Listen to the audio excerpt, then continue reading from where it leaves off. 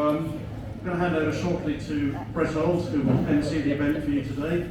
I want to thank the Surf Club for allowing us to use this facility this morning, and thank all of the candidates for giving up their Sunday morning, their time away from their families, and no doubt campaign meetings for coming to talk to us all today. I've heard a few comments about this being all about Palm Cove, and it's all about us. It is all about Palm Cove. I guess that's why most of you are here, so thank you to all of you for giving up your Sunday morning as well. So, look, enough from me, and I'm going to pass over to Brett to MC the event. Thanks, Graham. G'day guys, thanks so much for coming down. This day about Palm Cove, it's about you guys, the voters, finding out from the future leader up here of our great region, finding out what they're all about, who they are, and there will be time for Q&A afterwards. The format is at the moment, it's going to start with the current mayor. He'll have up to 15 minutes to speak, and then we went by alphabetically after that. So it was Eden, Taylor and Walls, and they'll get to tell you a little bit about themselves. And then after that, we'll have some Q&A, questions from the crowd. I've already been emailed some questions actually from people, so we'll get into it. We'll find out what you guys really want to know about. The bathrooms, in case you're wondering, actually is just out that door. You go to your right and around to the corner, you'll see there's women's and men's. If there's an emergency, just jump over the balcony, follow me. I'll be the first one out, George Costanza style. And other than that, guys, we'll get this underway. One thing I did want to mention, by the way, is I want to acknowledge the councillors that are actually in the room. We've got Councillor Eden, obviously, Councillor the Mayor Terry James, Councillor Brett Moll. I saw Councillor Robert Coghlan. Did I miss any? Oh, Christy Valley's here, Councillor Valley, thanks. Welcome, guys, for being here, and to all the candidates that are here too. I've been through a couple of elections, and I can tell you, it's hard work, it's stressful, it's fun as well, because that's the only time of year I lose weight, walk around door knocking. But it's busy. You guys are bloody busy, and being a mayor, it's times 10. So to have all 4 candidates here is a really big boon. So we just ask everyone to be respectful today. They're here for you to answer your questions. They're not here to be abused or anything else. You can do that to me later after I'll be downstairs having a beer. But no, we all stay respectful, guys. We'll get some good answers, and this should be a really good morning. I want to thank Advanced Palm Cove for putting this on, and in particular Daryl O'Reilly, who organised, who went out and was calling every single person individually. Thanks, Daryl. And without further ado, I'll start with Mayor Terry James to kick us off. You can stand still, let me feel. Yeah, you go here, so that people can see it.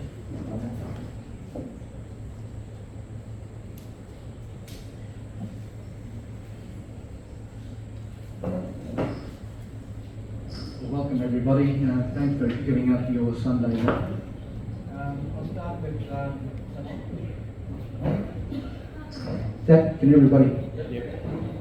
I'll start with something about myself. Maybe come in the middle, I guess. Too far away. I'll move the leg down here. You might be too far away from it.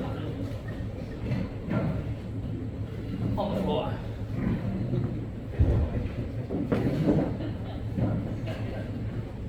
Where's old mate? We lost the mic, mate. It's working and it stopped.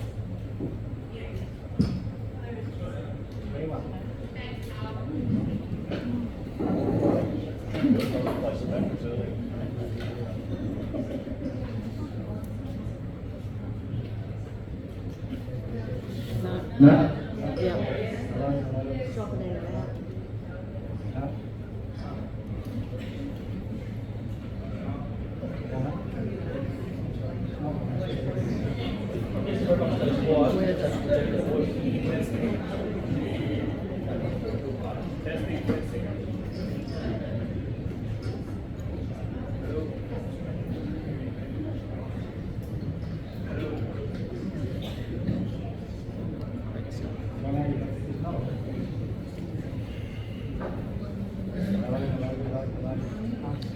Doesn't look like you've got a mic, so we'll have to talk loud. Can everyone hear up to date? Thank you. I thought I'd just start by talking a little bit about my background, just so you get to know, I suppose, who I am. I'm from a 4th generation pioneering family. Originally started up in Mount Mulligan, where the mining disaster was up there, and after that my family moved down to Cairns. So I've got 3 generations from there in the Cairns cemetery. My background is I'm a building designer by profession, architectural draftsman, project manager. I'm retired from that now, but I had a small business in Cairns for 47 years. Back in the days just before the recession we had to have, I had a staff of 18 people. So I know what it's like to run a small business. You're everything. You're the HR person, you're the computer person, you absolutely everything, and you sometimes get operated by the city of Cairns. So I've come up to the school of hard knocks in that respect. In terms of council, I didn't come looking for this job. The job came my way. Originally, the mayor of the day, Ron Davis, approached me to run as council because I used to attend all the council meetings. I thought, as a local consultant, it's hard to sort of represent your clients unless you knew exactly how the council worked. So I used to go to all the council meetings, and most times I was the only person in the audience. In the end of the day, he asked me to run for council. First time I ran, I missed out, and then the second time I was successful. That was back in 1994, just before the amalgamation with Cairns and Mulgrave. So I was only in there for 1 year, then they brought the amalgamation on and amalgamated. So I've got a lot of history with council, 22 years to be exact, as a councillor, and 14 years as deputy mayor, and just a bit over 4 weeks as mayor. So I was only in for 2 weeks, and they gave me a cyclone and a flood. So, and hopefully we don't get another cyclone. Over the years I've been involved in a lot of volunteer organisations. I spent 19 years in the Volunteer Coast Guard in Cairns before being a councillor. I'm currently on the Herald's House Homeless Children's Committee. That's been a very long time, right back from its inception back in 2006. I'm also on the Far North Queensland Youth Assistance Fund since 1999, currently on that as well. Past member of the Cairns District Youth and Recreation Association.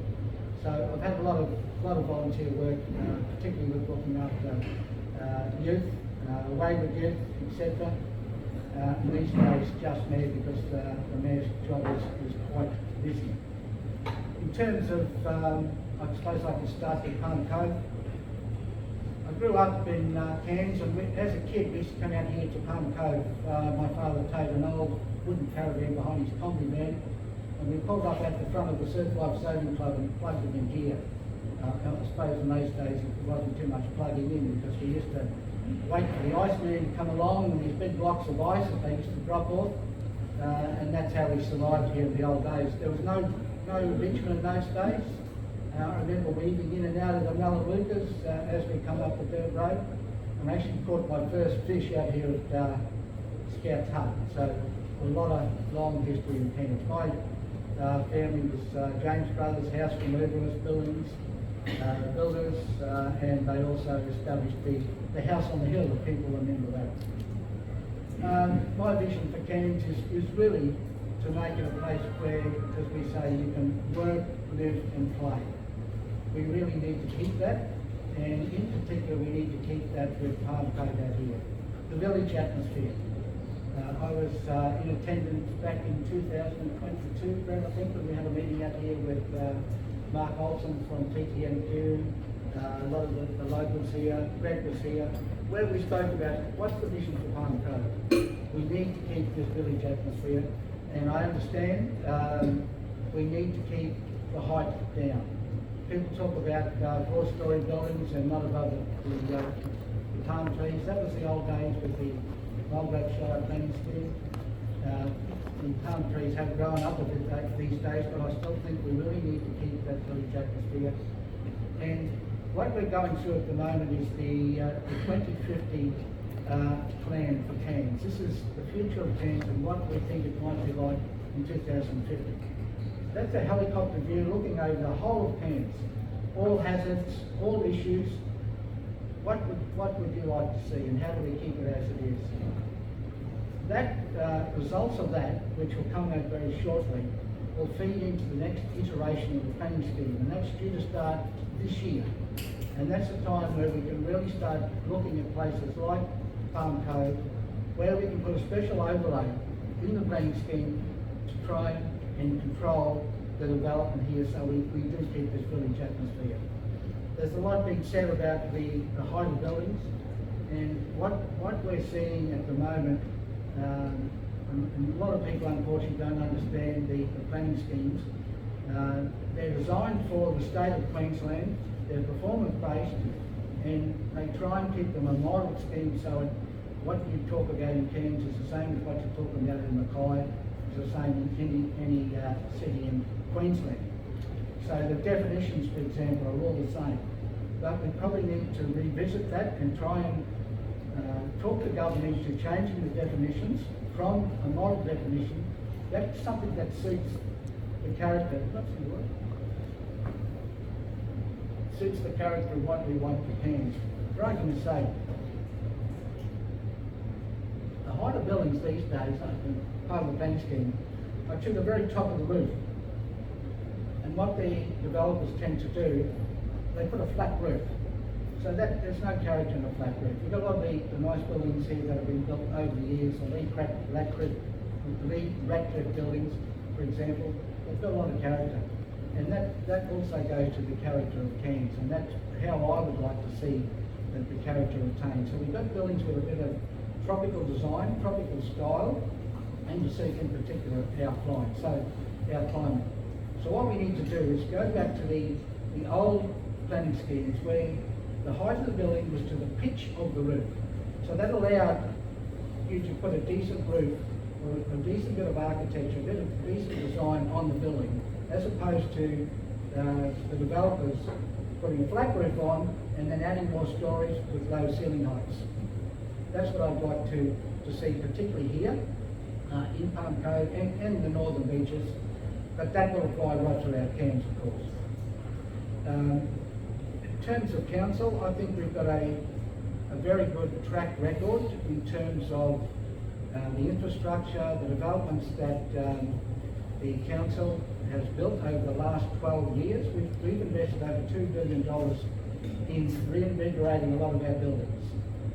You look at the Performing Arts Centre, Munro Martin Park, the Esplanade. I was involved in the inception of the Esplanade, the lagoon, which was built in 3 stages. That's the early days when I was on council. So I've been involved in all of those. And as a project manager and a building designer by profession, that gives me, I suppose, the background to just work backwards and forth with the officers, bouncing ideas back and forth with the officers and the community to come up with something that's really special.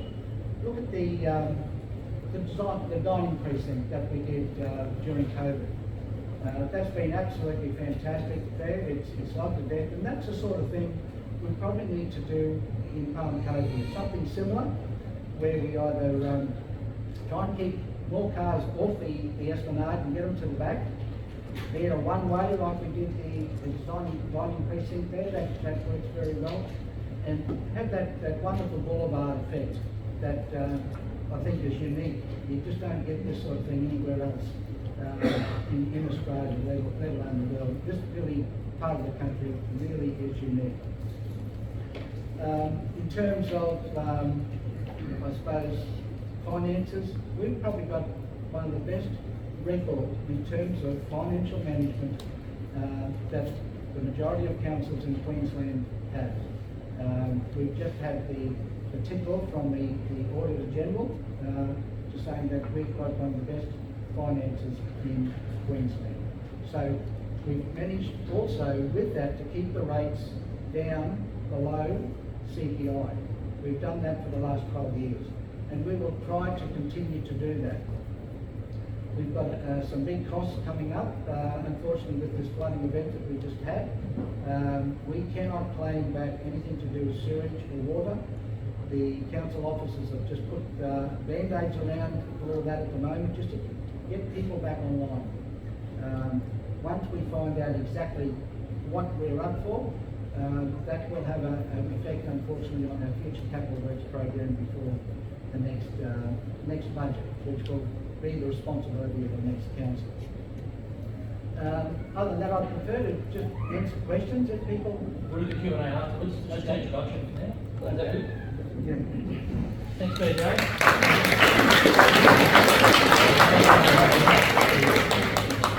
Before I introduce Amy, you guys, I was remiss of me before to not thank the Surf Club for putting this on as well as advanced can't go to use this. So thank you, Surf Club. I did hear one phone. If we've got phones, let's put them on silent or turn them off if you can.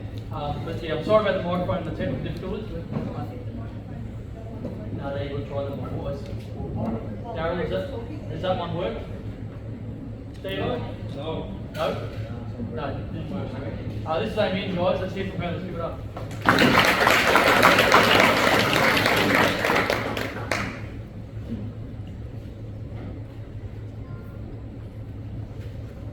Well, good morning. Thank you for being here. My name is Amy Eden. Yes, Eden, like the garden. And quite fitting because we're in the garden city of Cairns. And as they say, from little things, big things grow. And I'm here today to talk about growing Cairns, in particular, growing Palm Cove, and of course, growing together, because we're better and stronger when we work together.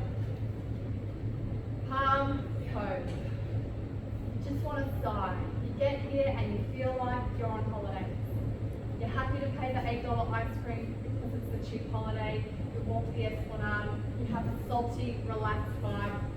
The village feel is real. You can't deny it. But I don't need to stand here and try and convince you of that. You know it. You're the local guides. You're the experts here. You're socially, emotionally, and very much financially invested here. You want it to be what it deserves to be, the jewel of the crown of Cairns. The jewel of the crown of Cairns.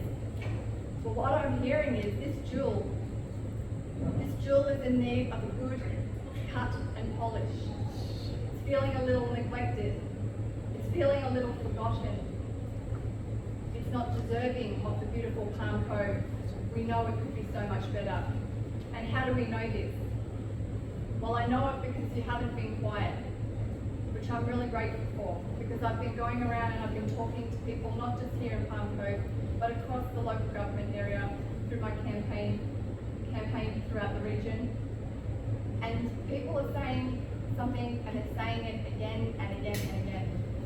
Council needs to learn to listen, and council needs to do better. And I believe that I'm here as a mayoral candidate to help do that. You're the local guides, you're the experts of Palm Cove, and we can't do it without you and your knowledge and wisdom of this place. We need the buy-in, the emotional buy-in. We need a plan that you endorse, that you will advocate for, that you will fight for. That is what we need. You might remember Councillor Olds here fought really hard for a master plan for Palm Cove. Councillor James just talked about that a couple of years ago in 22. You might remember that the then mayor and the deputy mayor, now the mayor, Councillor James, they came out here with Councillor Olds, and they spoke with you. You told them your vision. You told them your wants and your needs. This was going to be the master plan to shine that jewel of Palm Cove. Did they tell you they downgraded it to a streetscape? It was marketed as a master plan, $150,000 of ratepayers' money for a master plan that was downgraded to a streetscape. It's true. I hear from you that your visions, your wants and your desires didn't even make it to the streetscape plan. It's a piece of paper you don't even want to hold because you don't endorse it. There's not a collective, unified, yes, this is the jewel of Palm Cove on that plan. Words matter. You were promised a master plan, you were given a streetscape plan, and guess what? In the 10 years budget, forward budget, the Unity 10-year budget, there's not $1 for that streetscape plan. So I say actions speak louder than words.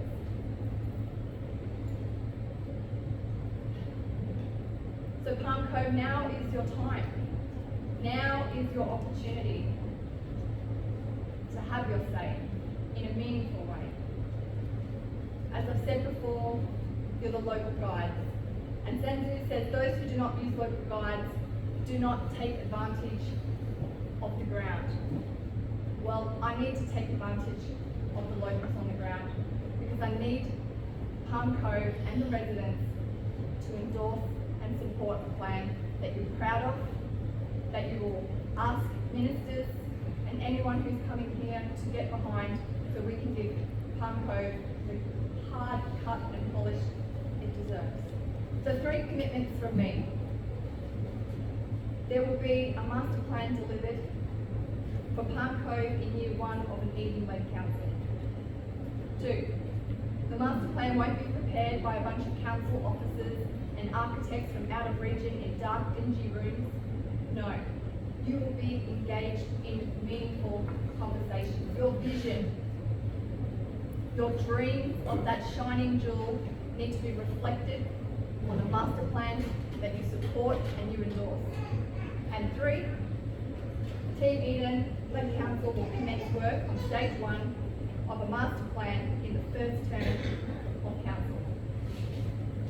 An Eden-led council has priorities for Division 9, as you would expect, and we've consulted with the Divisional Councillor, our Chief Brett Holtz, and talked to residents and business owners alike. And I've just touched on one of them, and that is the master plan, but that's in conjunction with what I'm calling a planning character overlay protection. Because I have heard loud and clear that there's something special about Palm Cove and we need to protect it. Palm Cove is a premium destination, and that's what we need, we want. That's the feeling that we love. So this planning tool, the character overlay, will work in conjunction with the vision for Palm Cove to ensure that we grow sustainably, and we grow how we want to grow in a premium boutique style way, because that's what I keep hearing. But we have the opportunity with those 2 tools, the master plan and the character overlay in the planning scheme. Ellis Beach, this priority was developed before we had the floods, but it's still just as important, if not more. We've got private investors investing their hard-earned cash in Ellis Beach, and we need to do the same. It's a beautiful spot, it's just up the road. But you know, you've got to play chicken to cross the road. There's no parking, toilets. We need investment into Ellis Beach, and to do that, we are proposing a safety and amenity planning plan, amenity planning and rebuild plan. It's a no-brainer. It's our neighbours. We want to be able to integrate those spaces. We will formalise Earl Hill Trail, because we know linking paths to enjoy our beautiful environment is good for our town economically and obviously for our well-being. We love being outdoors, that's why we live here. We will support the return of Taylor Point to public land. And we're not just going to say that. We've already done that. We've contacted the local member and the candidate, and we've said we are right behind you and we will work with your governments to make sure that that land is public land. Can you imagine a beautiful trail around Taylor's Point, linking to Palm Cove, linking to the Northern Beaches Leisure Trail? Again, I think it's a no-brainer, and you've told me loud and clear it's what you want.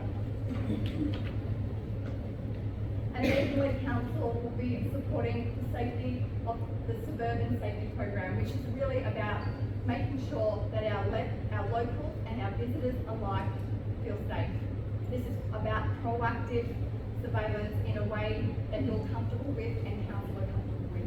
It's using security officers employed by council to known hotspots. So we've got some open park areas that are renowned for gatherings and antisocial behaviour, making sure that we are patrolling those areas and linked in with Queensland Police Service to ensure almost a proactive policing. Let's not wait till it's too late.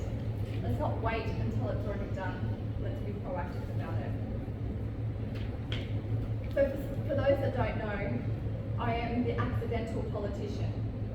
I was working in state government, and the mayor at the time, Bob Manning, he asked me to run on his unity ticket. And I said, thanks I don't do that. I don't do politics. I do getting things done in the community. I'm a community advocate. And he said, that's why you'd be a damn good councillor. And he didn't take no for an answer. 18 months, he persisted and took me for coffees and convinced me to run. And I'm glad that he did, because I love my job. I absolutely love it. I've had the opportunity to influence some of the bigger things, like Councillor James was talking about the Esplanade zoning precinct. I mean, I don't need to stand here and try and convince you what a no-brainer that was, to ensure that Cairns remains at the forefront of tourism, not only nationally but internationally, while giving our locals somewhere nice to stay and go. It's an exciting thing to be part of something like that. But it's not lost on me about the little things, because the little things are the big things to everyday residents. There was a street in my division and it backed onto a business, and the residents had been there for many years. And the business changed the nature of their business, and it was literally killing the residents. The business introduced a metal drop saw from 7 AM to 7 PM. I don't know if you know what a metal drop saw sounds like. I can't make it sound, but it's not nice. It's very screechy.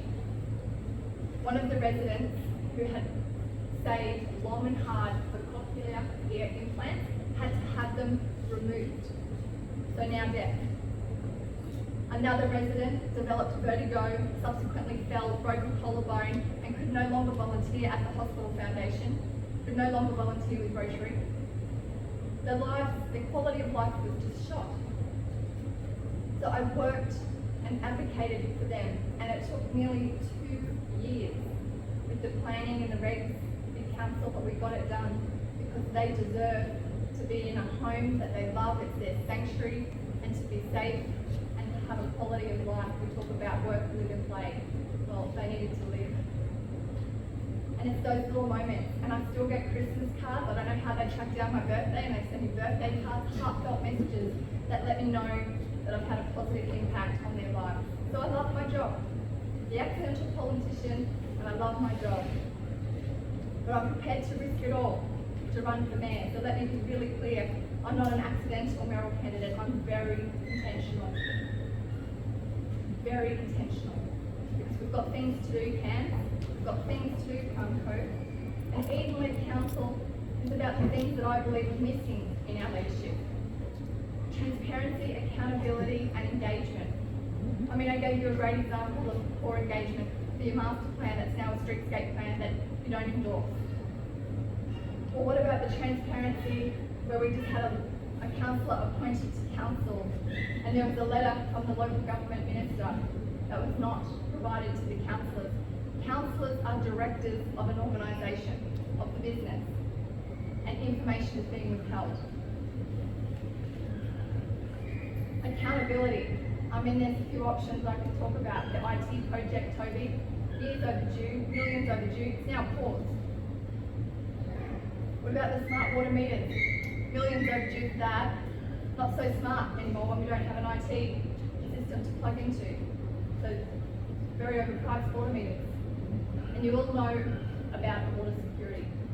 Nearly 500 million without the guarantee of government funding.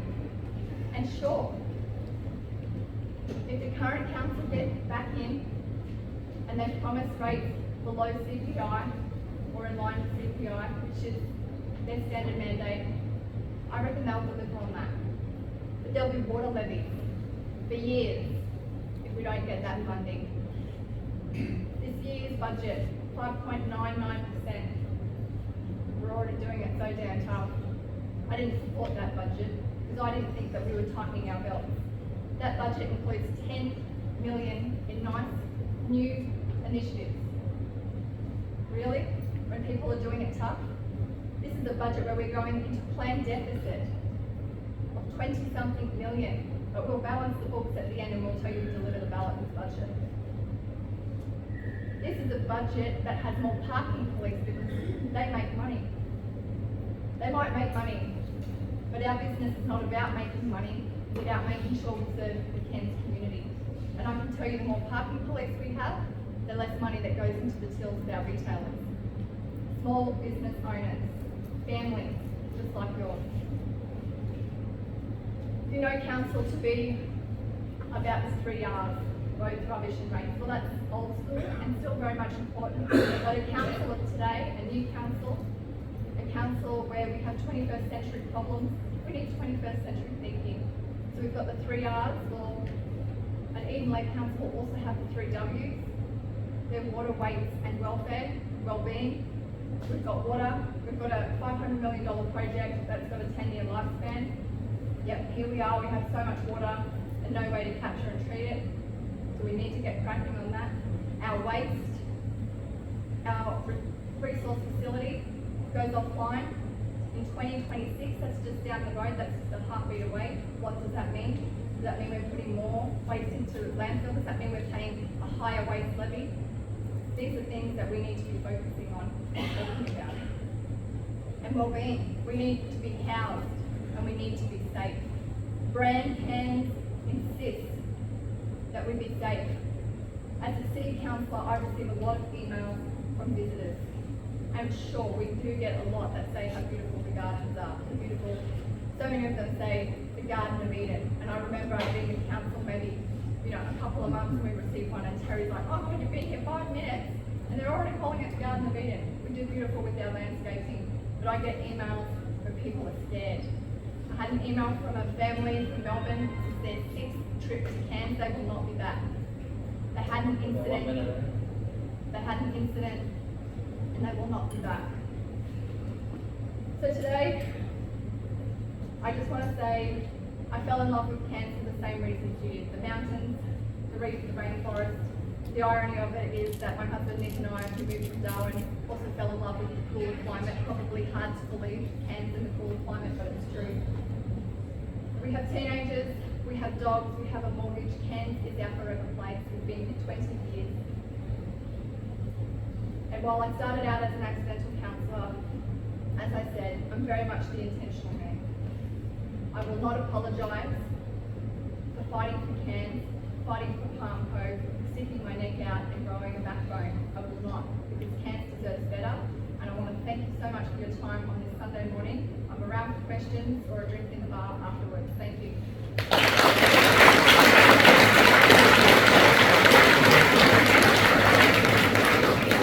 Thank you, Amy. Go straight into Paul Taylor's up next. Thanks, mate.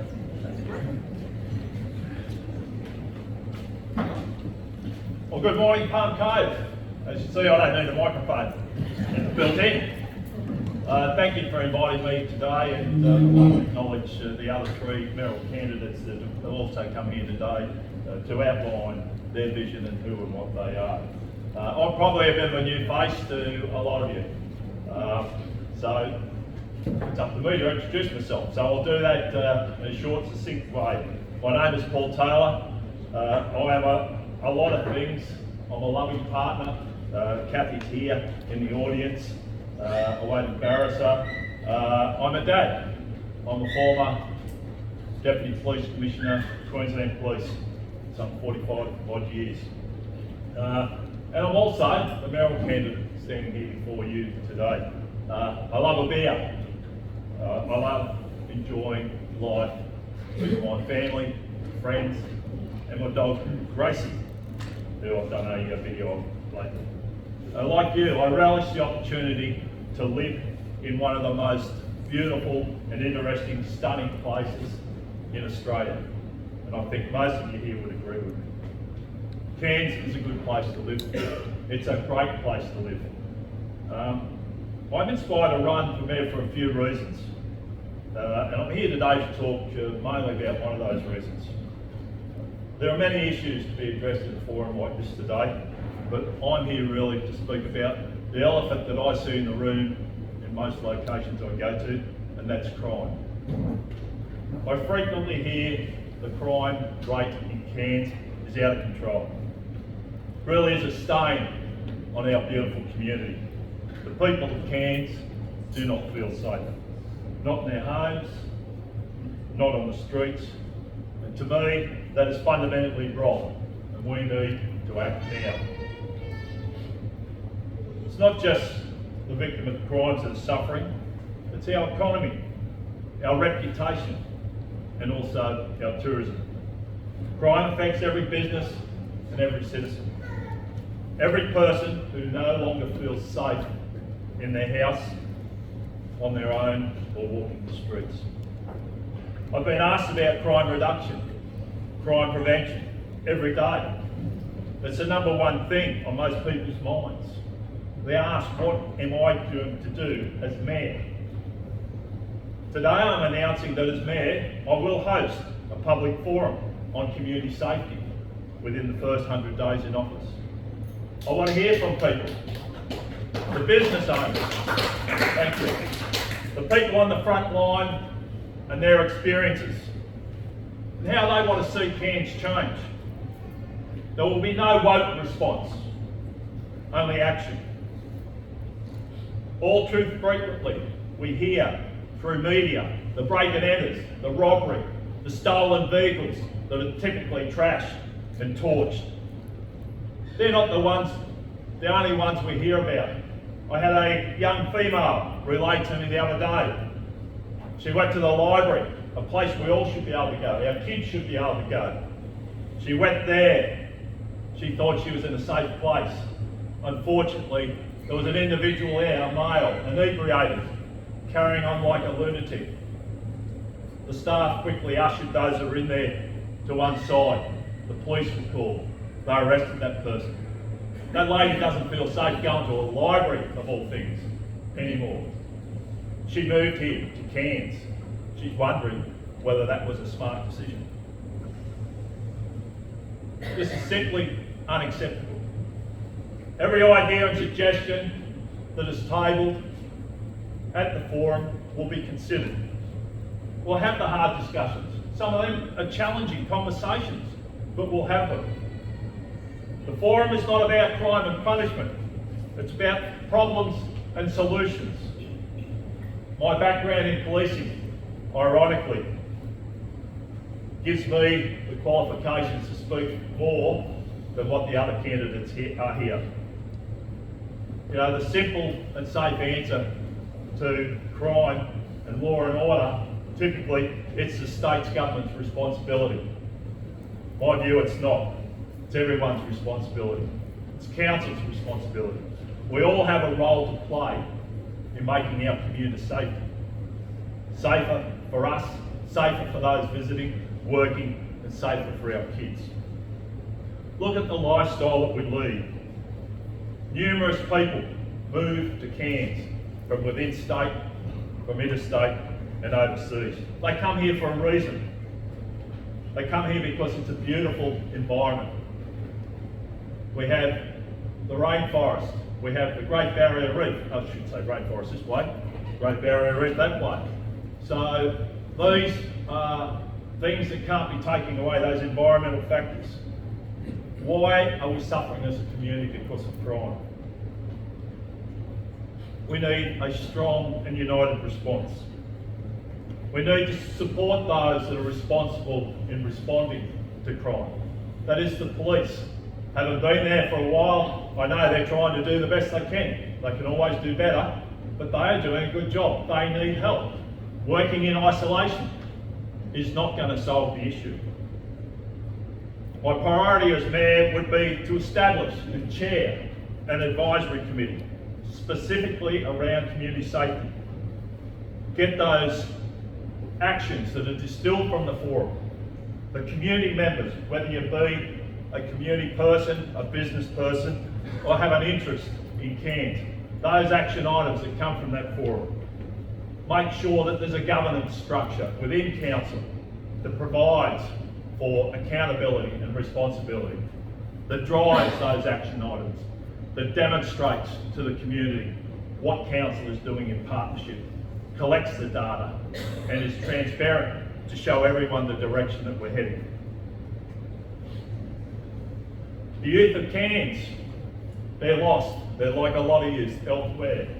They don't have the same nurturing that most of us probably had here. They don't have the same education that most of us had here. Some of them don't have loving environments. Some of them are socially disadvantaged. There used to be a saying, it takes a community to raise a child. A community, not an individual, not a department, not the police, a community. We need a collective thinking, we need a council that works in partnership in a way that we get better outcomes as a community. I'll be throwing my support behind those many clubs, those sporting clubs, associations that are out there, that are providing opportunities for kids, that are developing a vision in kids, whether it be through sport or whether it be through culture or some other recreational activity, to ensure that they are heading down a direction, the same direction most of us in this room are likely to go down. Of course, crime prevention is not just the prime responsibility of some of those activities, it's to turn those people into good citizens, productive citizens, to know the difference between right and wrong, to be responsible, whether it's to their fellow teammates, to their coach, to their supporters, to be accountable for what they do and what their actions are. I'll ask you to think about your own upbringing. What are those positive interactions that you had? What are those sorts of things that you could bring to the table in the forum that could be considered, where council can champion those activities that we believe are worth trying? Frequently people try things and they don't work. Trying nothing different definitely doesn't work. Nothing will change if we keep going along the same way. We need to do things differently. We need to have a go. We need to support those things that over time show and make a difference.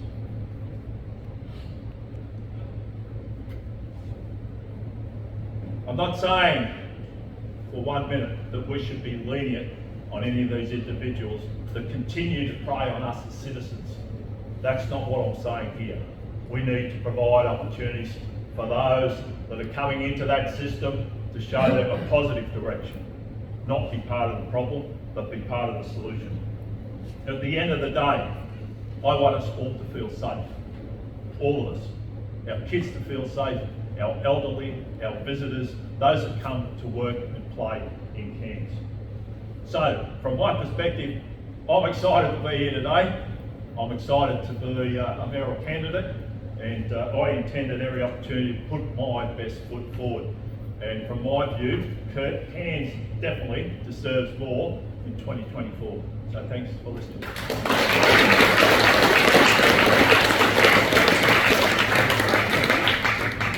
Well, thanks, Paul. That was good. He was only 10 minutes to 15. You helped us out.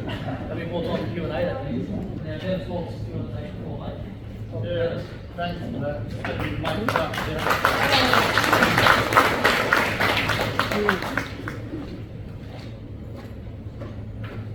Robert's just putting a mic on me here so that he can record this. We just can. Are you coming, Rob?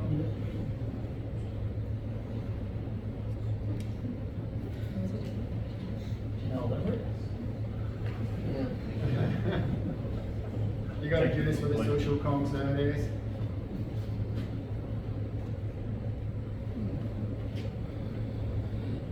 Thanks very much. Okay. Look, I want to acknowledge the traditional owners, obviously. We haven't done that so far, and I think it's really important we pay a debt to them, to the Kanji and the Jabugai people of this area and this region, of course, who have put so much heritage in place in this conversation, which we haven't had so far. And I just want to wonder about the brief sometimes, because I thought the brief was the vision for Cairns. And it's fantastic what people are saying about Palm Cove, and I agree with most of it, but I thought the vision was for the whole of Cairns. So I'm going to talk a little bit first about me, and what you know and don't know perhaps about me, and then I'll go into the vision, and then we'll end with the Palm Cove segment. So you can probably tell from my accent that I wasn't born in Australia. I actually grew up in Scotland. My father was a bank manager, and of course that means, and I'm allowed to say this, that we know the value of money. But it's important, of course, if you're standing to be Mayor of Cairns, that you understand what it is. There are lovely words. People say Scottish people are tight, but I prefer the word thrifty or parsimonious. And we need those sort of people to run a tight ship in council. Obviously, that's really important. I only came here in 1991. People think I've been here forever. Had a whole other life before that. I worked in Algeria, I worked in France, I worked in Malaysia, where I met my lovely wife Stella, who's here in front of me, and I was back in London. And migrated, as I say, in 1991 in the aftermath of Cyclone Joy, which was joyless, as you'll remember. And this cyclone we've just had, of course, was the first cyclone before, at this time of year, that we've had since Cyclone Joy. I live in Whitfield and I've got 2 adult children.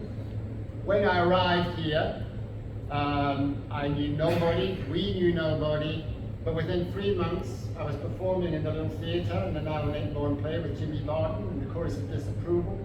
I had become president of the local scout group. I was a soccer coach, and it was in no time at all that I invested myself totally, entirely in this community.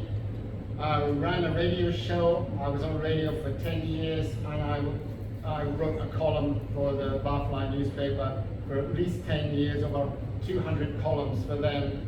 And also I wrote a periodic column for the Cairns Post. Believe it or not, they would have me in that time. And in no time I built up this massive friendship and community base, which was really, really the sense that we had arrived, or Stella and I, we were really part of this community.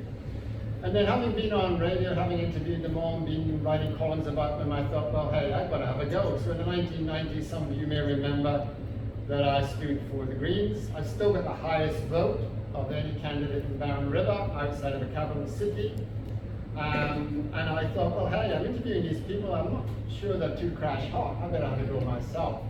And in that process, I started looking at what I thought was the future of Cairns. It's interesting, much of the stuff I was putting forward in the 1990s has come to fruition now. It's a bit of lag time, but of course I was protecting and advocating the protection of East Trinity, which is now protected and run by the Indigenous people, the Mandigalbi Yidinji, and that's our green backdrop, our green lung, it's on the side of Cairns. I was very much behind the push for the protection of the coastal area, which of course is now protected. I fought for 5 years to protect the Jack Barnes Boardwalk. And some of you will know me more recently when I was the campaign spokesperson for the Aquis development on the Yorkeys Knob floodplain. Now, can you imagine if that had gone ahead, supported by the council, by Unity, what a disaster that would have been. Absolutely appalling. We would have been left with a ruined, stranded asset and potentially 25,000 people in Cairns, joyless and jobless.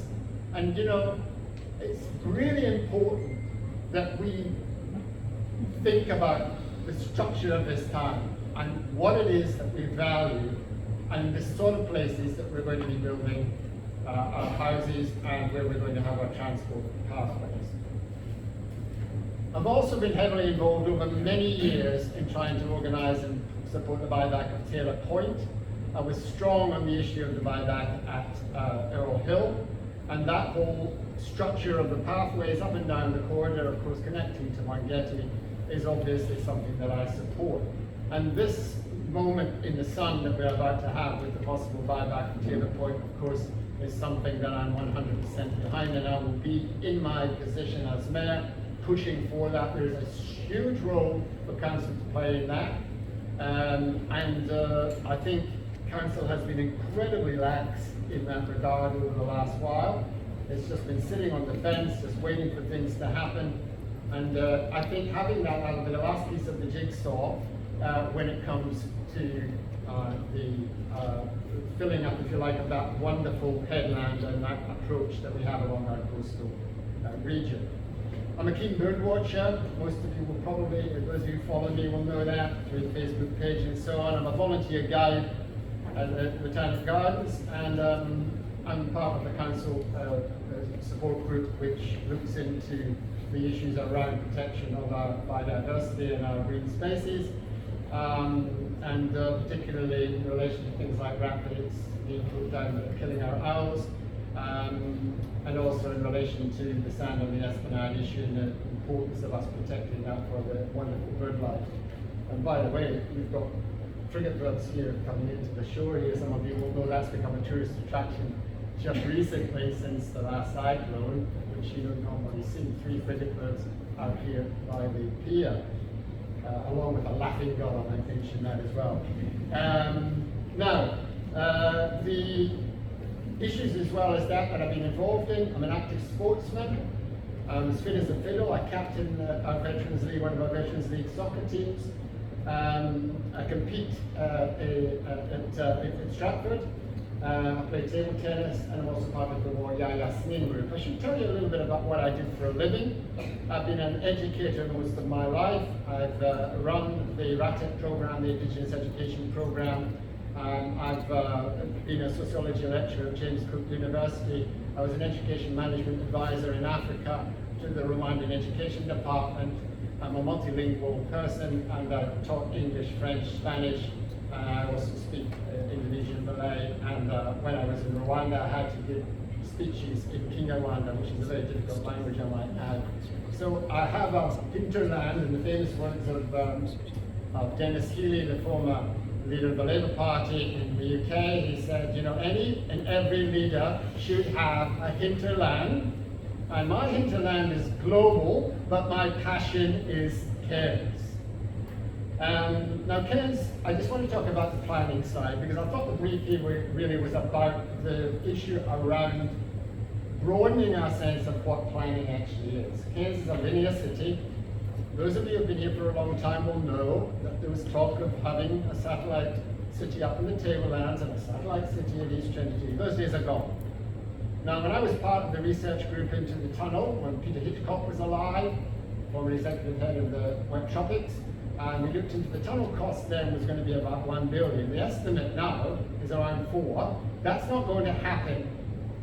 East Trinity now, of course, has now been turned over to Mandingabu Yadinji. They're running the wetlands park concept that Peter and I developed. And that's magnificent. It's a green backdrop. Also, for other reasons, insurance and so on, you're not going to get urban development across the inlet. That's just not going to happen. So what are we left with? We're left with a linear corridor that goes down to Edmonton and Gordondale and up, of course, here to Ellis Beach and north. And we've really got 2 options. We're told that the population is going to grow. We're told we're going to have 70,000 people here by 2050 under the growth strategy. And we need to know where those people are going to go. They have to go within that urban footprint, which is linear. There are many advantages to that. We have our hospitals, we have our schools, we have everything that's embedded within that linear structure. And that, to me, is a really important thing. Any new mayor coming in has to be really focused on what the growth of Cairns means for the structure and, of course, our livability and all the things that we've heard the other people talk about here this morning, particularly Amy talking about the livability and the other issues that are really important to well-being in Cairns. So I think, you know, we need to be looking at broader ways in which we expand our thinking around planning. And if you look at the growth strategy for 2050, they really, it's a bit vacuous, that document. Really, what they're saying, in essence, is it's all about the current urban footprint. We don't want to go down the southern corridor too much and get into too much Cairnland and so on. We need to live within the urban footprint. What does that mean? It means, on the right, you know, the groups of the development lobby and so on, and the groups in Cairns, like Chamber of Commerce, Advanced Cairns, they all agree with this, by the way. You would have seen the Cairns Post article yesterday, with those commercial buildings in Cairns being transferred through zoning back into apartment blocks, because Cairns CBD, as we know, is struggling. Everybody I speak to says, let's do something about CBD. Hotels are doing okay, some of them. Some of the restaurants down in the front are doing okay, but businesses are really suffering. So if we are going to grow our population, we have to include densification to some extent. I know some people don't like that term, medium density here in the northern beaches and the southern corridors, linking it in with transport structures, education, with a whole pathway of thinking which is holistic. And you know, the trouble with government is, particularly planning, as Terry mentioned, it's complicated. I respect that, I know that. It is complicated, but most people are working in silos, and we need to be bringing thinking together, which is holistic. And you know, there's a document that's actually, and this, once again, this is coming from Advanced Cairns. This isn't coming from me. They're talking about an integrated urban development and transport concept for the future. Because this talk I was supposed to be giving was about a vision for Cairns. That vision has to be holistic and has to include transforming Cairns into that modern, livable and sustainable city. We're sandwiched, as we know, between two World Heritage areas, and we need alternative city-changing models. So we have to have within that the critical infrastructure, medium density housing, public transport option. One of the ideas that's being mooted, you'll know that this is maybe being planned in Brisbane, already is in WA, of the trackless trams. We need to have, if our population grows, no one's saying take away your cars, we all love our cars. But we know that if a population grows within a finite space, we understand the concept of finity, we live in a limited space, we're going to have to be more clever in how we move around the city and how we live. And that is a fact that we have to confront if this population growth occurs as is forecast through the growth strategy for 2050. So that's the thing that I think is going to be front and center in the thinking of the Community First team. And this wonderful team that I have here in front of you are all forward-thinking, progressive thinkers who are all very skilled in their own areas of expertise. A doctor, an engineer, okay? Over here, two wonderful Indigenous leaders in their communities. Over here, wonderful Kareem, who's going to be standing, giving you a run for your money, Brett, over here in Division 9. And once again, that's necessary. I think you recognize it. So we have to, in all aspects of our life going forward, we have to be thinking now about the planning that's going to get us to 2050. Okay, now I just want to talk a little bit about Palm Cove. 2 minutes, guys. 2 minutes. Palm Cove is absolutely pivotal. I've been coming here for 33 years. It's absolutely central to the concept of beauty in Cairns, and everybody knows it's an icon. And I don't want to beef you up too much because then Trinity Beach might get a bit jealous. So I'm going to call you a jewel in the crown rather than the jewel in the crown. Okay? The things that have been said, I agree with them. I agree with them. And I think, I don't know if you remember, that this felling of lot 100 behind us, that really was a disaster. It should never have happened. I spoke to Brett. Brett says nothing can be done. Had there been that overlay that we heard mentioned, that protection overlay that's been mentioned by Amy and by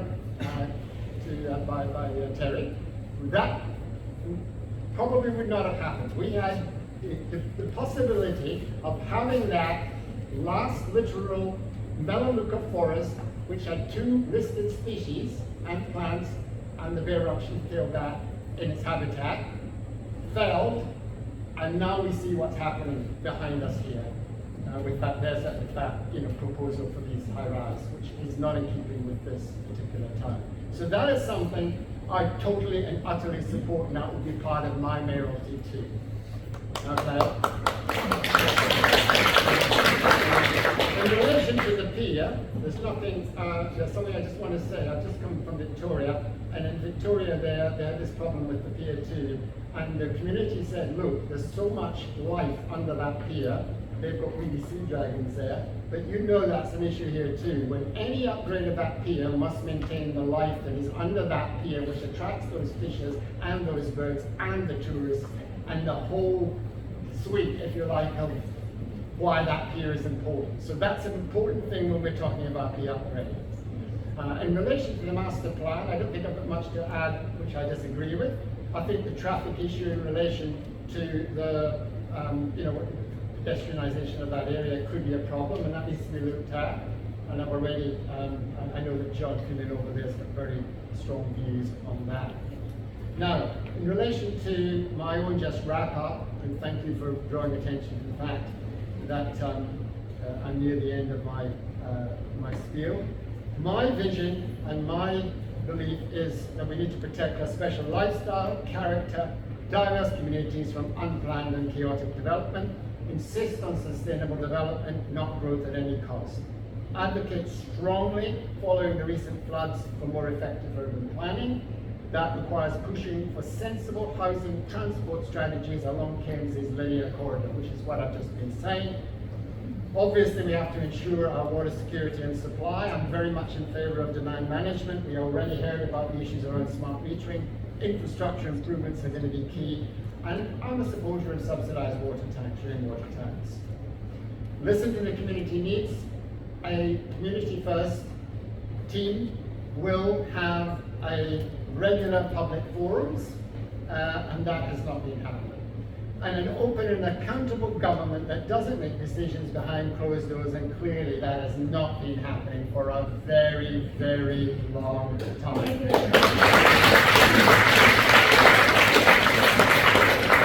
So in conclusion, Cairns needs a mayor who listens and responds to community demands and expectations, a leader who can balance economic, social and environmental concerns. With my background of long-standing successful social and environmental advocacy, I believe I can deliver on all of those. I'm standing with a fantastic team of like-minded progressive thinkers and doers, which is one of the key reasons that I decided to stand for mayor, knowing that I've got a very strong support base. I feel that there are few, if any other people, better equipped to represent this town in a forward-thinking and positive manner with a clear, sensible and constructive vision for the future. Thank you very much indeed.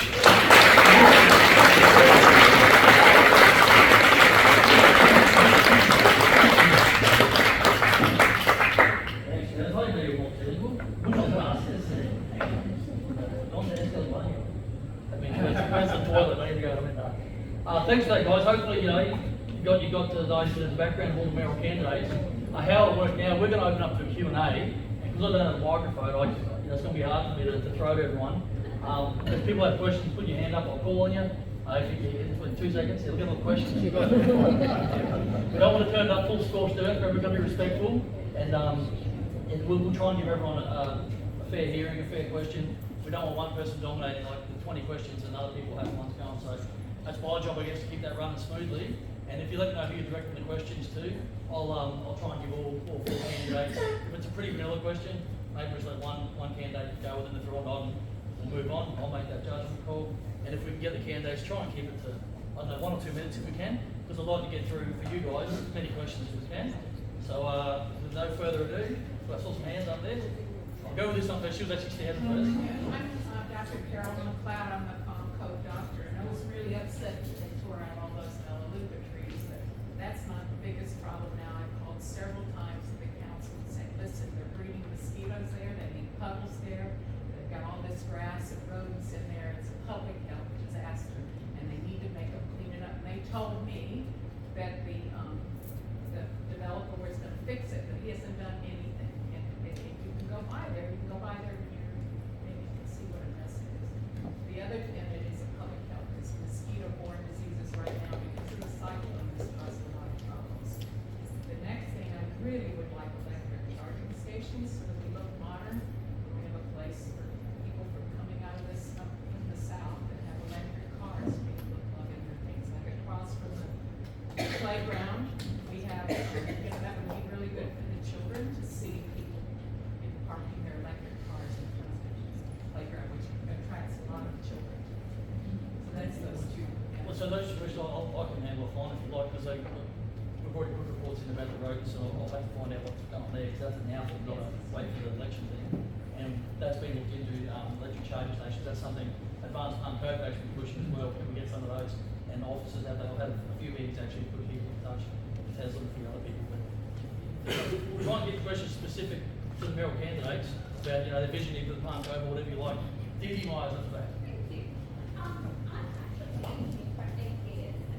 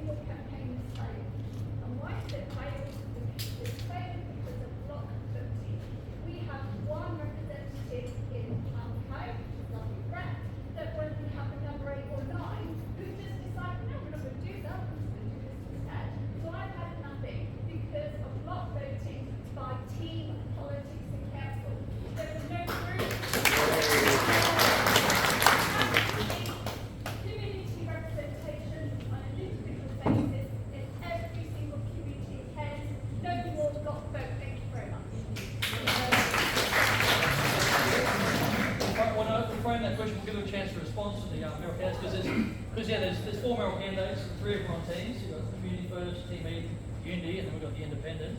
We'll go this time, we'll go in reverse order. Dennis, do you want to take the floor? How you respond to the team dynamic? Yeah, look, I take your point very much. Strong point and well made. Thank you very much. And I think, one of the problems when Cairns became a kind of a mini regional government, before when it was actually much smaller divisions or wards, there was a great deal of collegiality between the different reps, the aldermen, I suppose, in those days. When it became very big, I started getting calls when I was talking. The first person they would say when you spoke up to a councillor, they would say, what division are you in? And then you would say, I'm in division 6 or 7, whatever it might be. And they would say, oh, that's not my division, you need to speak to that person. So there was a lot of buck passing that went on, and I think, and I'm not blaming wholly I think there's a structural problem here, because in that issue, what was happening is people were just saying, oh, the division's too big, I've got enough on my plate without having to deal with the issues. If I'm in Division 2, why should I be concerned about what's happening in Division 9, okay? And I think, and that I think has been a structural issue in relation to the size of the divisions now, in relation to the responsibility of councillors. Now, that's not an excuse for the point which I think I heard you make. It was difficult for me to hear absolutely everything you said. In relation to teams, you're absolutely right. And this is inherently the problem when you've got a block vote. Now, as you can see, we're running a small team. We're not going to get everybody across the line. That's good. If we get 2 or 3 candidates up, and Amy gets a couple up, and so on, and Terry gets a couple up, that's healthy. That's healthy.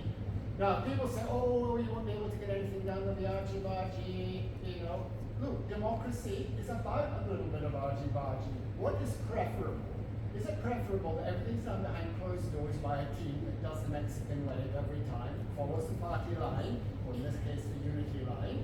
Okay, is that preferable to having people with individual opinions, albeit that they're in a team?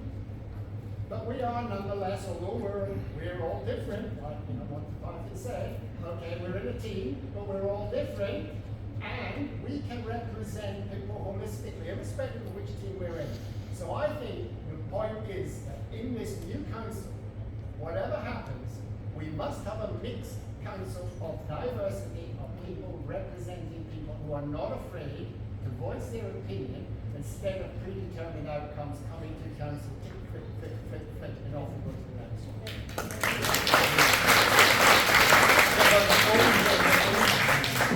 Yeah, thanks. Great question, and I suppose I'll dissect it a little bit. As you know, I'm the only one up here that's an independent. Why is that? It's because I don't believe there's a place for teams in politics. I see the frustration on team members in state and federal activities where they're unable to represent the constituents the way they want to. They were voted in by constituents to represent them and be passionate about them, and they fall into a party line and a team line.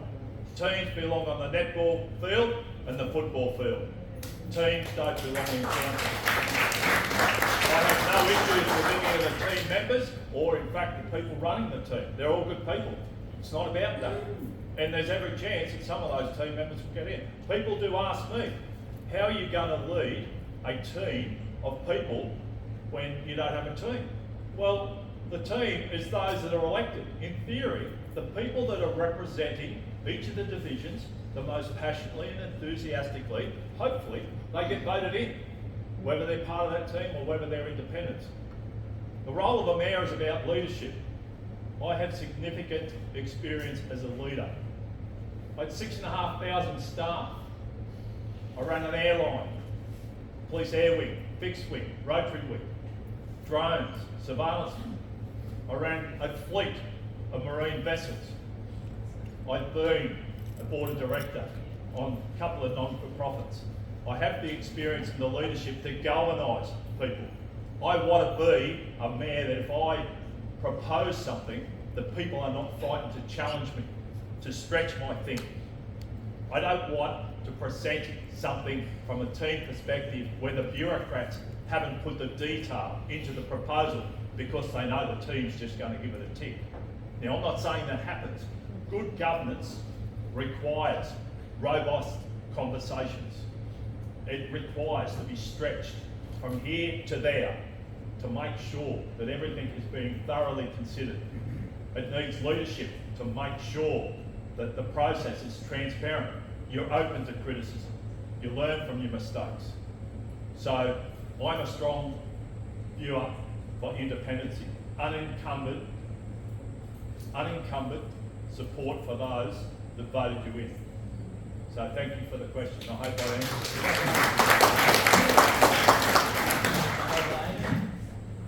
One second, guys. We'll let all 4 candidates answer this one. I think it's a pertinent one. It's been in the media a lot lately about teams and vendors, so I think I'll give them all a chance to have their say.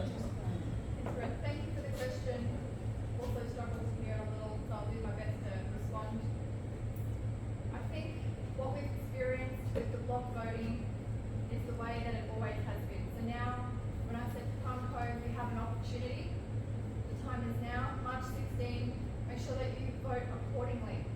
It's not necessarily about having an independent or having the team. It's about the best person for the job. It's about the best person who's going to stand up, put their neck out for you and for what you need. I'm all about independent thinkers. I've heard 2 teams here today talk about like-minded. I'm not about like-minded. I don't want the same cookie cutter. I don't want the Mexican way. It's about the robust conversations. It's about standing up for the community and making sure that everyone feels heard and valued. And there are going to be some really tough conversations, some very robust conversations, but that's a great thing. If everyone is there for the right reason, and I suspect some may not have been, I don't know, that's my opinion.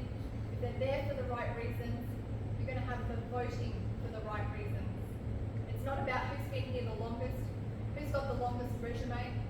It's about the person who can get the job done, the person who is unapologetically there serving you, not serving anyone else's agenda. Thank you for the question. So it's a bit hard to hear with the noise over here, but the way it works, when you're elected as a councillor, you are a councillor for the whole of Cairns, first and foremost. That's how it works. If you want to talk to another councillor about an issue in Palm Cove, you're welcome to do that. You don't have to talk to Brett. He's the spokesman for this area. That is the way, that's the local government rules. You must represent the whole of the local government area. In terms of teams, I've seen in my 22 years of council both sides. I've seen Kevin Byrne when he first got elected as a mayor on his own after John Cleland died. He had no hope of doing anything. He had a council that was totally against him. They call it a hung council or a hung mayor. The same thing happened, unfortunately, with Val Shear. I was a consultant in those days trying to get work done with the council for my clients. It was impossible. Whether you're for Val or against Val, she had no hope. She had 3 factions, all independents, all fighting with each other. It's a numbers game. If you want something through, you have to get 50% plus 1. You have to get on with the other councillors. You have to sell your idea to those councillors. It is impossible with a whole heap of people with different ideas who all want to be in charge. You need the support of your fellow councillors.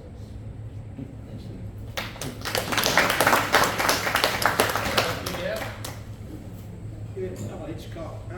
Terrific to speak about Palm Cove today. Can I ask a question, you 4 councillors, where do you go next over your campaign? Where's the next stop? Down the road? What was your next debate? No, what's the next debate? Where is it? I think it's Chamber of Commerce is the next one we've Well, organised. he's not going It takes a group or someone to organise that, and you've asked Palm Cove. to... All right, you're all about Palm Cove. Maybe you get the job as mayor or whatever, it doesn't matter. So when you're in the first 100 days, your priority is Palm Cove.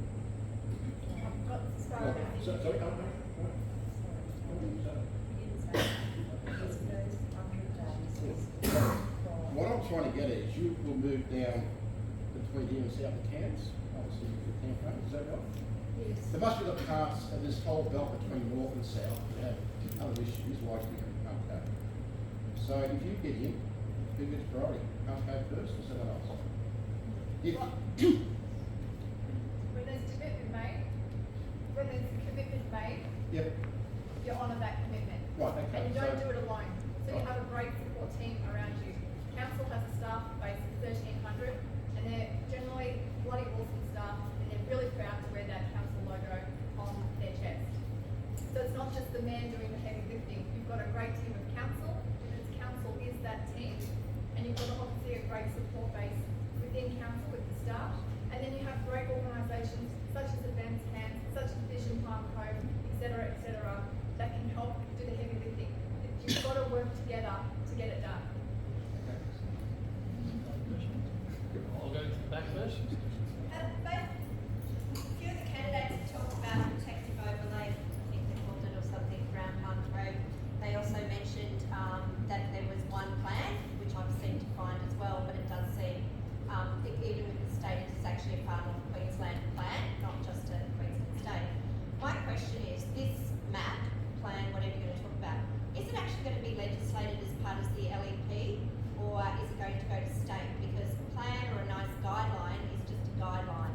So my question to the candidates is in that, speaking about roof pitches, keeping the village, the linear along the coast, as all candidates talked about, it's not like we can go miles west, etc., east, sorry, west. So yeah, my question to you guys, is that going to actually be put in legislation so it can be binding, so we don't have the issues that came up with what happened behind us, what's happened in other areas, what's happened in Trinity, etc. I'll let Terry start with that because you're the one talking about the plan scheme. You take it first and then we'll go around. Yes, once you gazette a planning scheme with the various overlays, it is binding.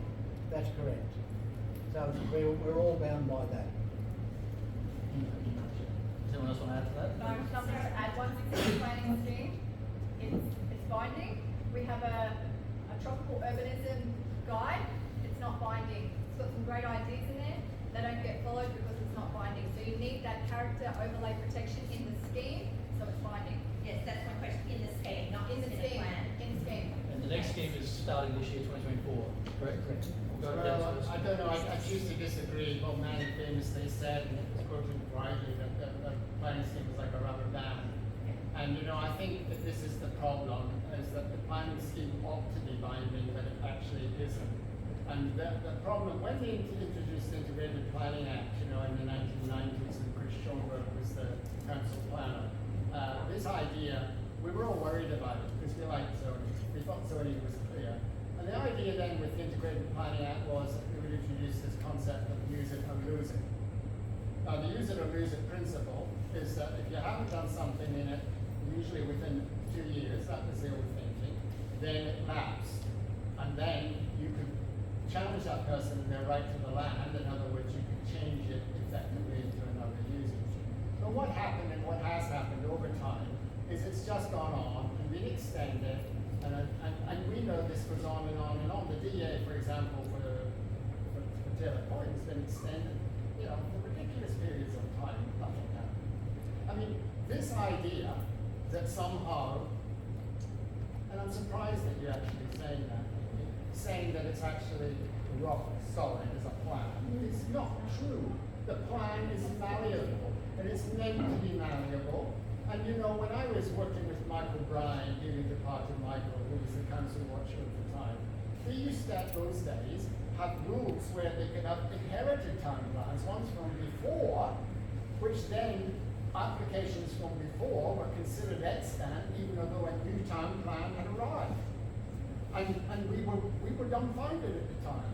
And I had been working with planners on a variety of issues, environmental and housing issues and so on across Cairns for 30 years. So to say it's rock solid when it's done is simply not true.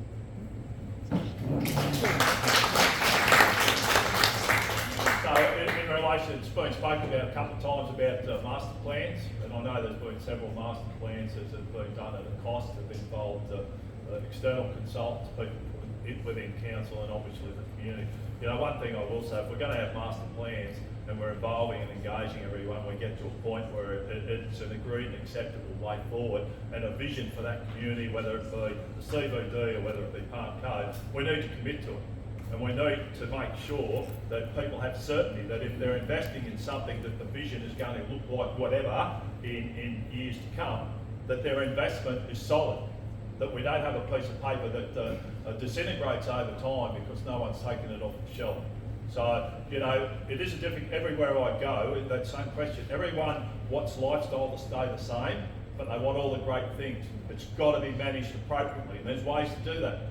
Sure, there's going to be some people, you're never ever going to please 100% of the people, but the majority of the people is what council should be doing. They should be spending money and running the council for a majority of people. So, in my answer to your question is, if there's a master plan, how do we enact it? How do we get it going? Before I take the next question, guys, I'm not being rude with my phone. People have sent me questions, some in the room and I think some outside the room. One of my things personally, I don't know if you guys can ask it.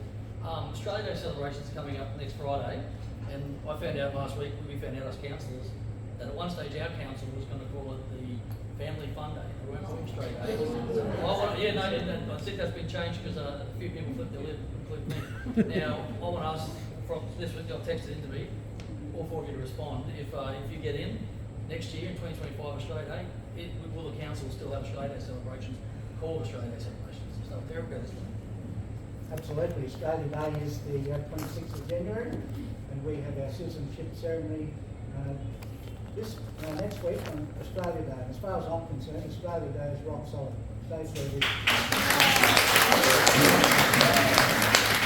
Yeah, I'm a passionate Aussie, and so Australia Day will be there. I look forward to Australia Day, celebrating everything. I don't invest in woke agendas. And as far as I'm concerned, most of the woke agendas are extremely divisive. And so if I'm there, not only will Australia Day be there, but I'll throw a few sausages and lamb on the barbecue.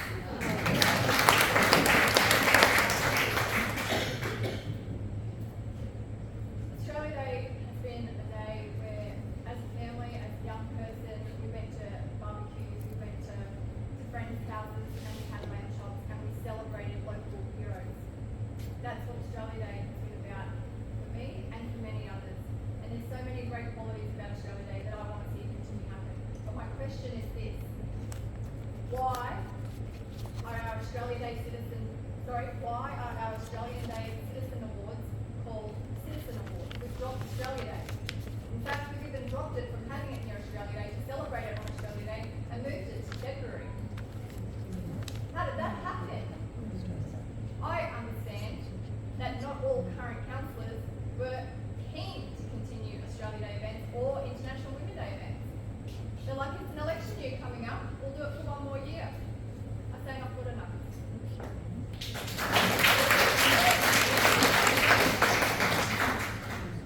Look, it's a difficult one, and I feel in a sense that this is one which it's very difficult for me personally as a non-Indigenous person to voice this view. I've got two very proud Indigenous women as part of my team who feel, and I understand the campaign and I understand that there's been a poll that's come out and people have said certain things and there's a bit of backlash of what's happened as a result of the vote in Parliament and so on, and there's a lot of heated discussion in this space. But you know, I don't think that this is something that we in council and as councillors is going to be a priority issue for us and the broad scheme of things. And it sort of is like it's a bit like Paul going on about crime, you know. We know these are issues of importance and we know that these are issues that trigger. But you know, these triggering issues are actually sometimes, in my view, the most divisive. You know, and I would prefer that we have a broader conversation and engaging, you know, our proud Indigenous brothers and sisters here around the meaning of it, what it means to them, and the hurt that they do feel. And we have to recognise that. Now, however much you want to say, yes, all of the place and blah, blah, and go on about it and so on, there is deep hurt in the community. And that will forever remain until we have a conversation around truth-telling and, of course, what a lot of Indigenous people still refer to as invasion death. Now, I know that's not going to please everybody in the room, but it has to be said.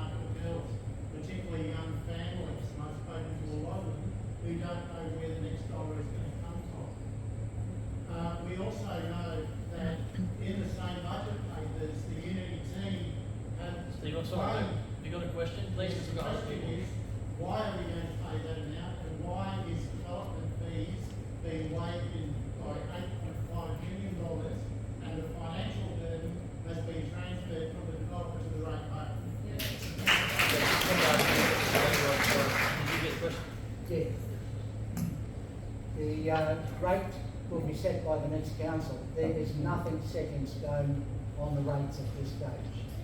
If the officers might have some recommendations, that might be their recommendations.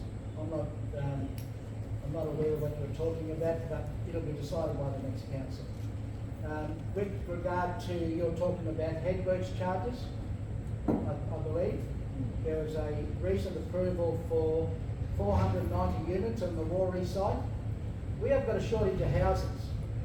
We have to do something about it, and it's up to all levels of government to put the case to do something. Now, there's incentives from the state, there's incentives from the Fed.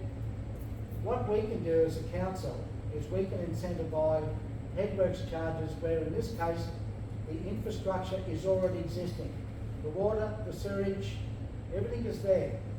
So we have foregone headworks charges to facilitate that development. We're not paying out the money. If that stays as a vacant block of land now, council aren't gaining any of that money. It'll stay vacant, we'll get nothing. We have to incentivise housing to make it happen. Otherwise, it's going to get even worse for those younger people trying to afford rentals. Can I just say, to finish that, as a current councillor, I don't have at the table I can speak.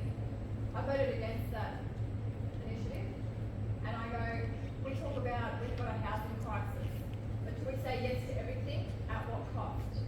We cannot put any more new development in Watervale because we don't have the sewage capacity.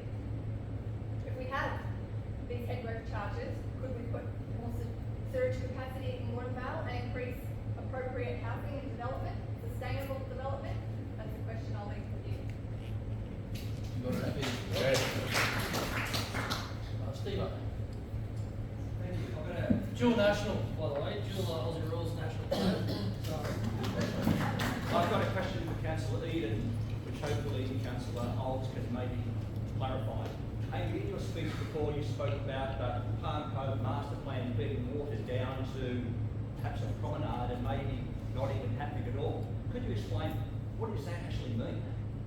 So it was marketed to the Palm Cove community as a master plan. A master plan includes various elements or amenities. It's been downgraded to a streetscape plan, and that talks about some footpaths, another footpath, and some toilet facilities, and obviously the children's play equipment, and where we put our rubbish bins. So very much just that frontage, not the whole big picture plan. It's literally along the Esplanade, along the foreshore there, what street, what footpath, where we're going to have our parking. We're going to move these parks. We're going to put the path through here, so you're not running into the backs of cars. Watered down, 150,000, Steve, of ratepayers' money for a watered down plan that no one in the room, no one in Palm Cove wants. Yeah, and I will let Terry speak too. Just to give you a bit of background, because Amy, she's right at the start. We came out here, Terry, myself and the former Mayor Bob Manning, we're out here dealing with an issue with the resort, a private issue there. And while we're out here, COVID was on, and the streets were bare, like a bit of tumbleweed going down. And I've been pushing for years, I think you can attest this, that we need to do something, we need some TLC. But the Mayor, Bob Manning, said at the time to Terry, goes, we need to put some money into the Palm Cove, and I was like, you beauty. And so that's what started the conversation is, we need some TLC. We've done at that stage, I think, 2 or 3 master plans in the CBD, and delivered on them. And so when we came out to the public, we were talking about, it's Palm Cove's turn. We got, with all the apartments and everything here, the jewel on the ground, there's a lot of rates that come in from that. We're going to do a master plan, and the councils over the last 2 or 3 years have been pretty good at doing master plans and not putting them on a shelf banging dust. And we were very excited, and the population's expecting the master plan to come out, but a year and a half later when it finally came out, it had been downgraded to a set of guiding principles. So there was no money in the budget for it, so absolutely was disappointing. But that, I think a lot of that to do, in fairness, was to do with the previous mayor. Because I've got to say, Terry and I have been talking about for a while, he has been trying to help to get money in the budget for Palm Cove. So's Amy, but I don't want to let people just throw stones here on this one. It happened. The bureaucrats have a lot to say about it, and this isn't about me today, but that's the background from the story. I'll let you put your opinion in from the master plan, please. Yeah, and initially it was to put some TLC back in the Esplanade here until we can get the master plan gazetted. To get a master plan gazetted, you have to go through the process of a planning scheme. And that's exactly what we're doing this year. So the master plan, the overlays will be embedded in the planning scheme that happens this year. You can't do a master plan without a planning scheme. So that's happening this year. I'd just like to ask a follow-up there. You said the overlays for Palm Cove will be put into the planning scheme. Are you referring to the environmental overlays and the character overlays? I understand you said that earlier, that the character overlay will be put into the Palm Cove master plan, and I heard further on an environmental overlay will be put into the master plan. So is that your commitment to Palm Cove, that we will have a character and environmental overlay? What happens with Sorry, one second. Did everyone hear that question? We're talking again about the overlays, and this young lady is talking No, about... young lady. Sorry. Never mind ahead. Sorry, Deb. He's talking about getting commitment, is asking these guys, is this what you're promising for Palm Cove? Yeah, I It's an mean, important but it's question. been mentioned a number of times in your vision for Palm Cove. I'm asking, is that your intention, that there be a character overlay and an environmental overlay in the new planning guide master plan that you're suggesting? Like any planning scheme, it has to go to public consultation. Absolutely. And that's where we invite inputs from people like yourself for exactly what you'd like to see, and the more the better. And out of that consultation, out of the public consultation, will come the design of that overlay. I understand, but you said previously your vision for Palm That's Cove correct. was So- that there would be a character overlay, and I heard again an environmental overlay would. Whatever that overlay is, character Yes. that, and whatever is embedded in it, comes from the public consultation. So yes, that will happen. So you're committing to a character and environmental overlay for Well, Palm Cove? absolutely. Thank Yeah. you, thank you very much. The other three Mayoral candidates want to... Yes, I'd like to hear from Amy Eden on that. We'll give it a look. Sure. So as I mentioned before, the Division 9 priority was the master plan in conjunction with the character protection overlay. So yes, we know, heard loud and clear what you love about Palm Cove. And of course we want it to grow, and we want it to grow sustainably and in the appropriate manner that it deserves, and that requires those protections. Thank you very much. Yeah, it's a no-brainer. Been pushing it for years through the environment sector, and it's great news. It's a catch-up, as I said earlier. A lot of this stuff is stuff that we were advocating 20 years ago, and finally people are reaching the stage of thinking, well, yeah, this is common sense. Thank you very much, and I'll be pleased to hear then that there won't be any more Melaleuca forests felled in Palm Cove, because the last one's now gone. Tragedy. Thank you. Yeah, look, I've got no more to say other than if we're spending money on master plan and we're galvanising the community input and that we commit to the master plan. And the character overlays. Well, that would be in the master plan, I would imagine. Thank Guys, you. that's a pretty big statement. You've got all four Mayoral candidates saying they're going to look after Palm Cove and like Northern Beaches, I think you heard earlier too. So that's pretty big, guys. John Beale?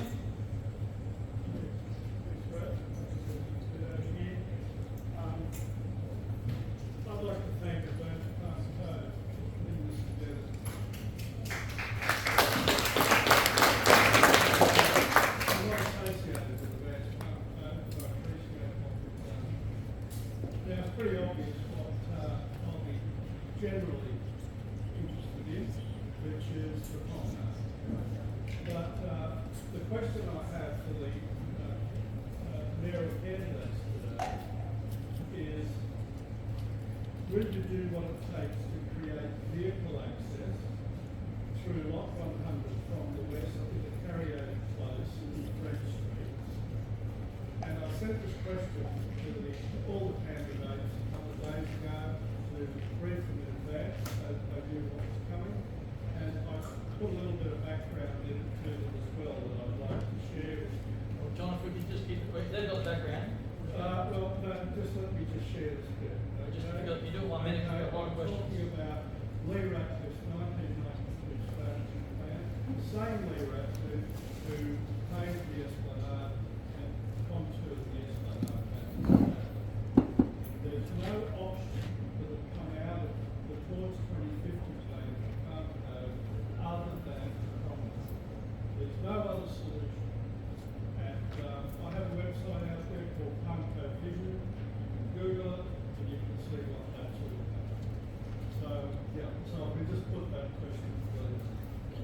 question is, What was the question? the question is lot 100, the vacant lot behind here.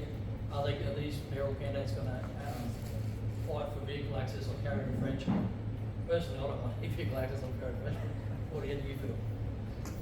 John, I've seen your plans. The bones of what you're talking about, I agree with. We need that rear access to get the vehicles off the esplanade.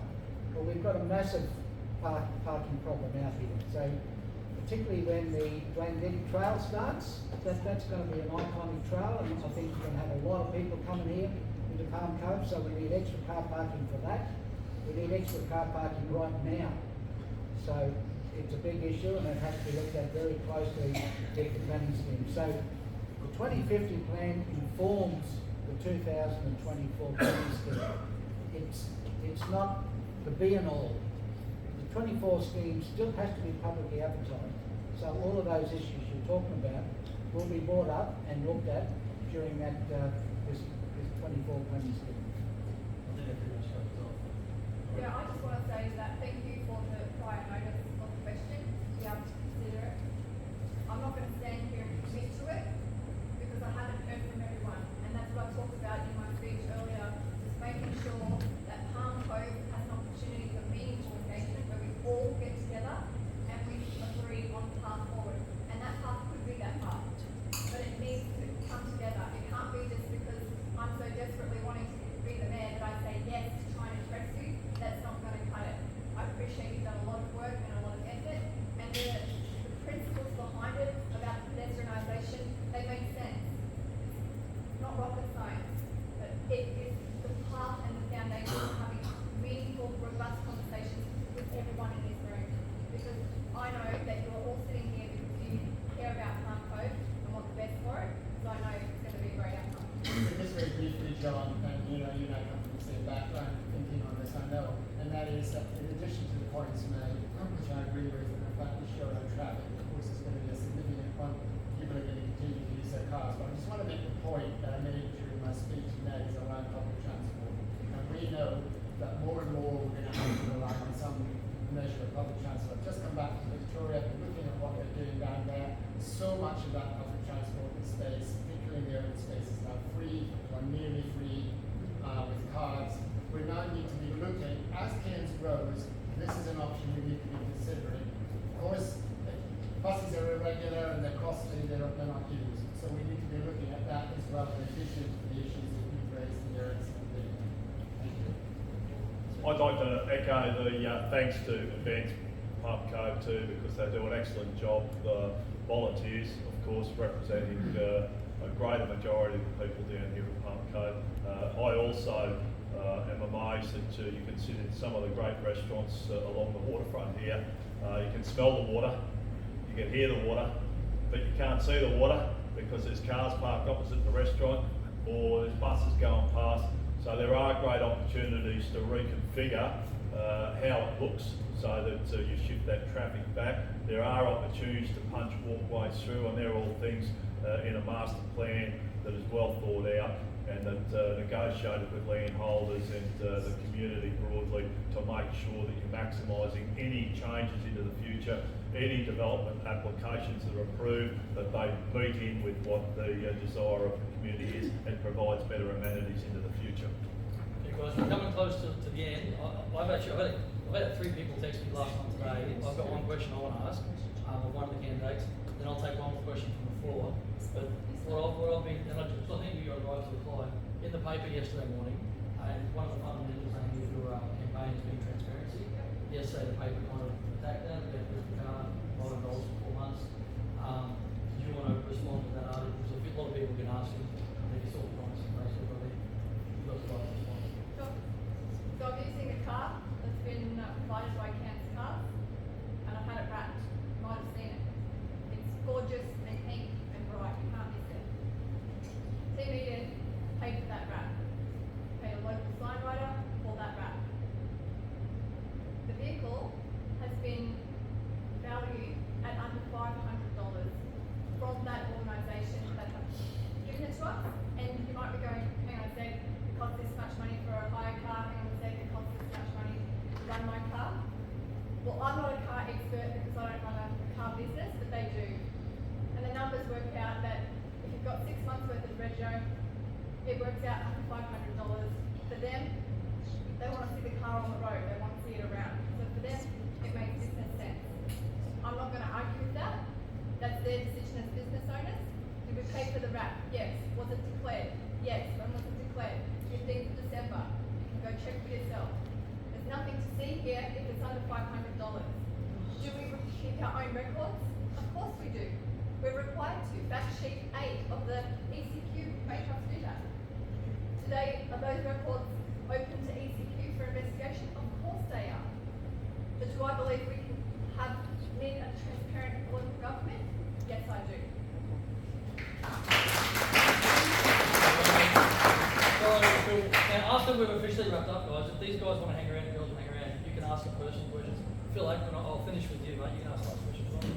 Yeah, I just want to thank all of the candidates, but also share the dilemma I have. And the dilemma is I have to vote for one of you, and I have a very simple approach, which is just a thumbnail assessment of what each of you have said in a handful of words. So Terry James, the current mayor, I see as standing for is standing on the basis of a long and impressive track record and essentially the status quo, and being in favour of work, live and play, which I think 800% of us would agree with. The second candidate, Amy Eden, raises significant forward concerns, dark clouds about the budget, which are no doubt likely, but which are going to have to require some kind of complex political solution in the end. We don't know what that is. And Amy stands for growing Cairns and growing together, presumably as opposed to the alternative, which is shrinking Cairns and getting smaller. So I think we'd all agree with that. Paul Taylor represented his position very ably, I thought, and essentially it boils down to law and order. So my question about that is the consideration is the degree, frankly, to which Cairns Regional Council can impact an issue that is statewide and indeed in many respects nationwide. So I don't know how to resolve that. And then finally we've got the other candidate, the Greens candidate, Dennis. It was either Waters or Walters. I couldn't pick up quick. Oh, Wall. Okay, apologise. Okay.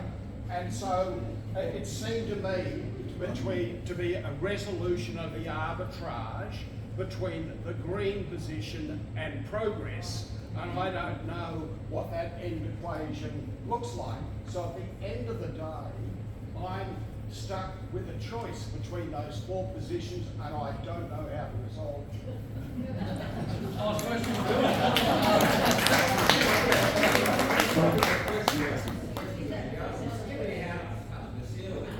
Well, he didn't ask questions, so you take the last one. The last question. This is a little bit off track, if you don't mind. And I got a little bit like, I couldn't get a parking spot, so I don't know what the round rules are. But I've got a really simple question for four of you. But I want a simple answer. I don't want blah, blah, blah, blah, blah. Excuse me for being rude. Can't help it, all right? How do you feel about cashless services in Cairns? That's the first one. And a couple of you said something that had me quite concerned, right? Because we're not just here for today, but here for the future, all right? How do you feel about this 15-minute cities? Because a couple of you said something that Australia Day is how Australia does. And it should. The question is, how do you feel about cashless and 15-minute cities? And yes or no? No to the sides. Just yes or no. Or for or against it. Do you believe it? Start this one, go this one. That's right. Cashless societies. I don't know much about cashless societies. Cashless services in Cairns. Cashless services in Cairns. Well, obviously I believe in cash. I still use it. I want to have cash. Yeah. Got the question. The question was, will the council, do you support cashless, or will you say, no, we're going to keep on going with cash in Cairns? And the question's pertinent because our CEO did take away cash. Oh, in particular to relation. No, We can vote to bring it back. Yeah, So there was, unfair. are you going to keep cash in council facilities? Yeah, cash, yes. Yes, cash in council facilities, and the reason is very clear because Cairns community were very loud and clear. It's their hard-earned cash, and they want to use it. It's just a simple quick answer. Yes. Maybe not. Yes. And then the 15-minute city was the second one, I think. I forgot to get in there. This is a conspiracy theory, of course, it's been put out recently, and of course it's utter nonsense. I mean, people know that we have to live within our means and we